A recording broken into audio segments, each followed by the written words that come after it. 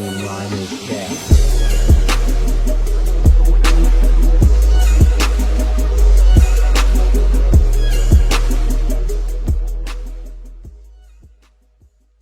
out to Culture Spill, and most importantly, Moss fam, shout out to y'all for tapping in. This video is Foxy Brown reveals who really destroyed her career.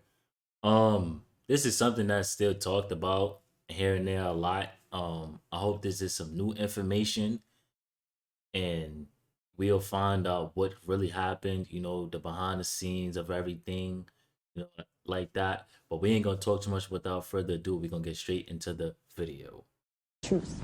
I said I want to have a sit down with Kim, and I want to actually, you know, I don't care what it is. I don't care what it. Just end it. Let's end it. You know, we can even do a collaboration. We can do something. We're bigger than this. Like, still, you know, I still want to be the person. If it has to start with me, let it. So a lot of people usually suggest that Foxy Brown's career went downhill because of Lil' Kim. But let's settle this once and for all. Did Lil' Kim really destroy Foxy's career? Or maybe it was her own nasty attitude that hurt her career? Or yeah, I don't know. I don't know if this is true or not. I'm just, you know what I'm saying? They say she was difficult to work with. I don't know how true that is. Say she had an attitude and stuff like that and was super aggressive. I don't know how true that is.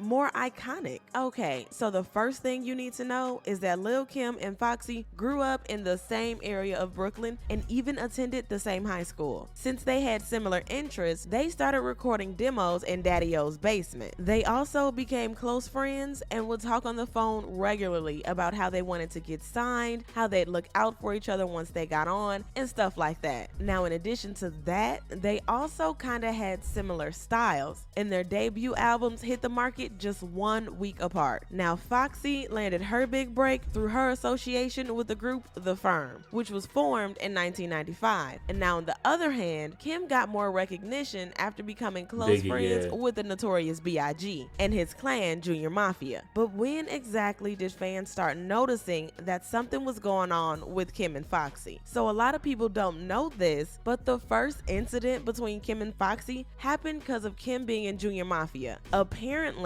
there was a record label that was interested in signing Junior Mafia, and they were at Daddy-O's. Now, Foxy came by, but they wouldn't let her in. Daddy-O claimed she caught an attitude and things got very heated. But this one particular time, we had a record label at the house to try to look at Junior Mafia to sign them. Okay. And Inga came by, and Troy wouldn't let her downstairs. And he was like, you know, why can't I go downstairs? And they're like, yo, they down there like meeting Biggs down there. They down there like seeing what's going on with Junior Mafia. And she's like, fuck him. You know, and then it gets, I don't even want to say what it escalated. It escalated into something really. And I have a feeling that things also went south when Kim and Foxy released their debut albums 1 week apart. See, because their debut albums arrived so close together, Foxy and Kim not only competed against each other commercially, but were also compared by fans and the media. You know as well as I do that when people start comparing two stars, most of the time, one of them is gonna catch feelings. And to make matters even worse, Kim and Foxy wore the same jumpsuit in the album, y'all. Like, why would they both want to wear the same outfit? Unless they were being sabotaged by their labels to beef in order to spark controversy and sell records. Dollar bills, y'all. Kim Osorio, the then editor of rap magazine The Source, even explained how the packaging sort of caused a drift between Kim and Foxy. He said, I've gotten mixed versions of the story. One story that I remember was about their album packaging. If you go back to both of their debut albums, you'll notice they have on the same outfit. I heard that one had borrowed the outfit from the other, and that led to them not speaking. Whatever the reason, it seemed trivial to everyone around. Well, Foxy still insisted that despite the comparisons, she and Kim were cool. Take that as a compliment. Kim does her thing. She's Queen Bee, and I give it up to her. She did a, you know what I mean? She was doing a thing before me. She paved the way. Right. She was the first one coming out with the little, you know what I mean? The sexy things. She did her thing, and she's doing her thing, and that's my girl. So at the end of the day, when all the haters are still yapping, we sit back counting our millions. Like, honestly, nobody knows what went. I mean, matter of fact, I'm gonna just save it for then. Much safer for that. Down after that, but by 1997, it was pretty clear that Kim and Foxy were not on good terms. And at the time, Kim's homegirl Shaka Don claimed that Foxy was trashing Kim's name out in the streets, then turning around and smiling all up in her face. Now, you know, some people also really tried to get them together, like Def Jam CEO Liar Cohen. They wanted to bring Foxy and Kim together to make an album titled Thelma and Louise. Yeah, I heard they both got offered, I think, like $500,000 each. They were each offered $500,000 to participate in the project, but they turned down the deal, which was another hint that the two women were no longer on friendly terms. And to prove it, Lil' Kim was the first to start throwing public punches. Kim and P. Diddy took the first jabs at Foxy on Lil Cease's play around with the lyrics, "Stop trying to sound like her too." Obviously, in reference to how people were already saying that Foxy was starting to sound a lot like Kim. Foxy fired back at Kim. What y'all think about that?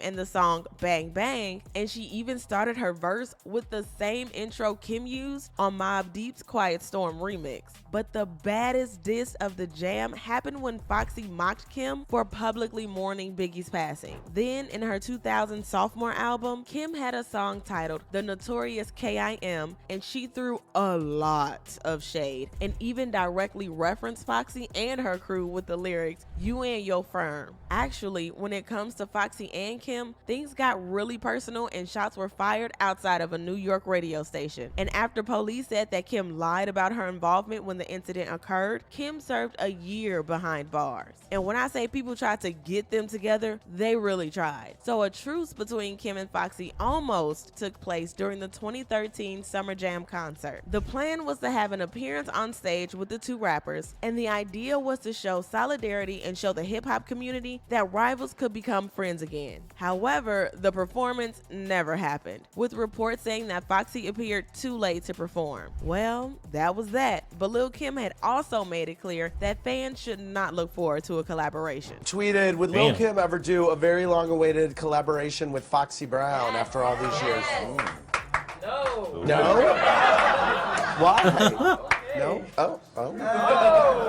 So many Now, beats. you know, That would be a hell to the no. yeah. To Now, quote you the know, when, woman. you know, people don't change. It's like, I'm a very forgiving person, but, at this point, I don't really see the point. So. Even as late as 2020, there were still receipts to suggest that Lil' Kim and Foxy will probably never end their feud. When Nas released King's Disease, which featured a reunion with the firm, Foxy Brown's verse made headlines with her return, since it had been a hot minute since she did something. And instead of just taking her flowers, Foxy took to Instagram, where she seemingly fired serious shots at Lil' Kim. Then again in 2021, Foxy was at it again when she reposted a post from 50 Cent mocking Lil' Kim's outfit at the BET Awards. But girl, were you at the BET Awards? Well, if you ask a lot of people, they will tell you that Lil' Kim played a role in Foxy not being a bigger artist, even though it wasn't directly. And it had a lot to do with Kim being lighter than Foxy. Like one person who wrote, "I hate that Foxy will never get the true credit she deserves, because if you keep it a stack, Foxy Brown was a better rapper than Lil' Kim." And in response, another person added, "Definitely, but we know what happened. Colorism and hypersexuality took over the industry and she was sidelined. She had the best in her corner, like Nas, AZ, and Jay. She did. I guess the label spent more on promo and music for Kim. I do wonder what the scene would have sounded like with her influence." On the other hand, some people said that Foxy destroyed her own career, especially considering she has a pretty nasty history. And I managed to dig up a few of those instances. For starters, at just 17 years old, Foxy received a 30-day suspended sentence and 80 hours of community service after she spat on 2 hotel workers. And in 2000, Foxy crashed her Range Rover while driving in Brooklyn and was subsequently arrested for driving with a suspended license. Now, another incident took place in 2002 when Foxy was arrested in Jamaica for an altercation with a policewoman at the airport, and she never even showed up for the court appearance. Oh,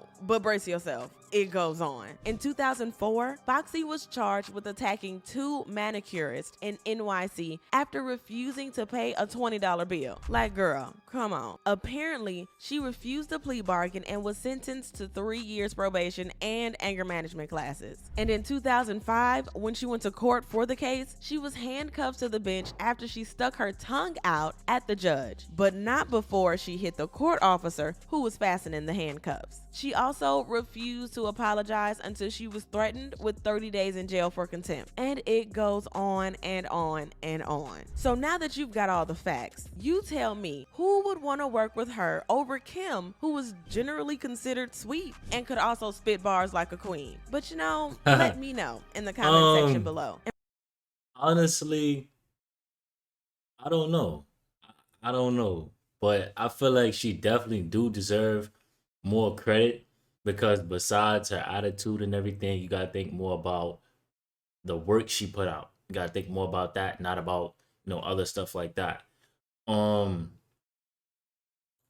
When you think about females today, as far as like rap, you automatically think Foxy Brown and Lil Kim. So I think she deserves a little bit more credit than what she gets right now. I don't know what she's working on right now, or where she's at, or what she got, what I'm saying, as far as like work wise right now. But I hope she's doing the best. The same for Lil Kim. Y'all get in the comment section down below. Let me know what y'all think about this. With that being said, I appreciate y'all for all the love and support. Love is love, and I'm gonna catch y'all in the next video.